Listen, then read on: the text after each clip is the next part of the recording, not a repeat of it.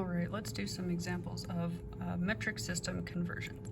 So you're going to need this sheet, this metric staircase that I gave to you. You're going to want to have this out because this is what we're going to use to do these conversions. So let's start with number one here. We've got 400 cm to m. So when we're looking at this, we know that the m is our base unit. That is meters here on our metric staircase, and then the letter in front is our prefix, so we know where on the staircase we are. So the C stands for centa, so we know that in our example number one here, we're going from centimeters to meters. So we're going to start on our stairs at centimeters. Here we are starting, and we're going to walk either up or down the staircase based on where our question is telling us to go. So we're going from centimeters to meters in this example. So here we are in centimeters. We're going to walk 2 stairs upward.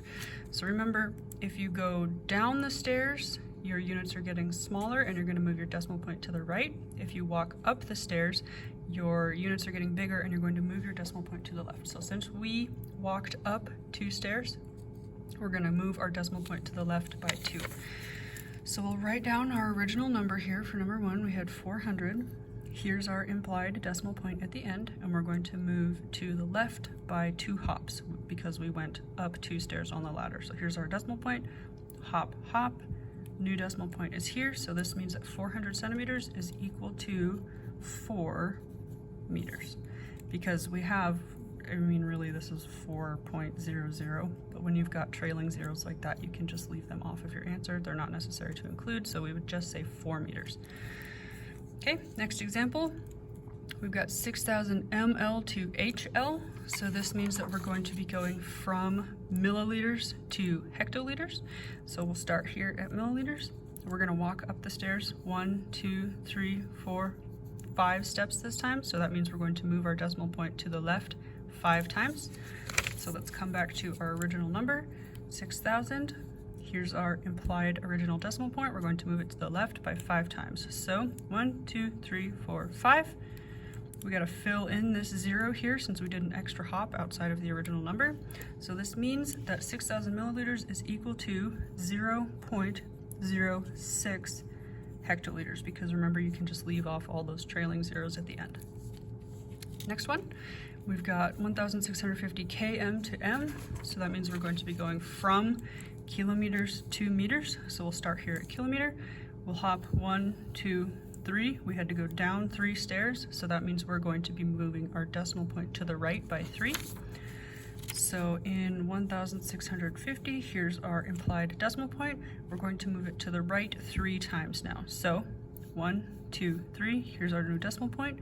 We fill in our zeros that we hopped.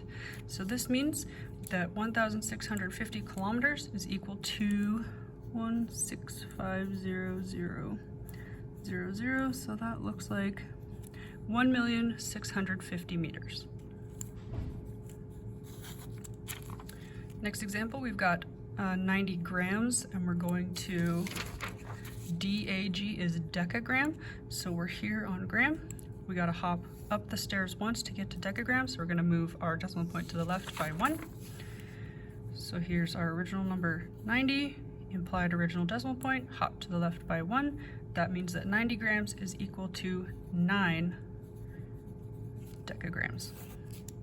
All right, one more example. We've got 780 kiloliters, and we're going to go to DL is just going to be deciliter.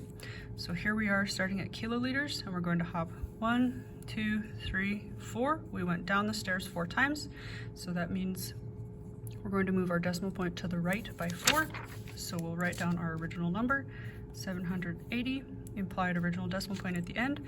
Move the decimal point to the right by 4. So hop, hop, hop, hop, 4 hops, fill in our 4 zeros. So 780 kiloliters is equal to 780, 1, 2, 3, 4, 5 zeros, 1, 2, 3, 4, 5 zeros. And if we were to fill in our commas, that means that 780 kiloliters is equal to 7,800,000 deciliters.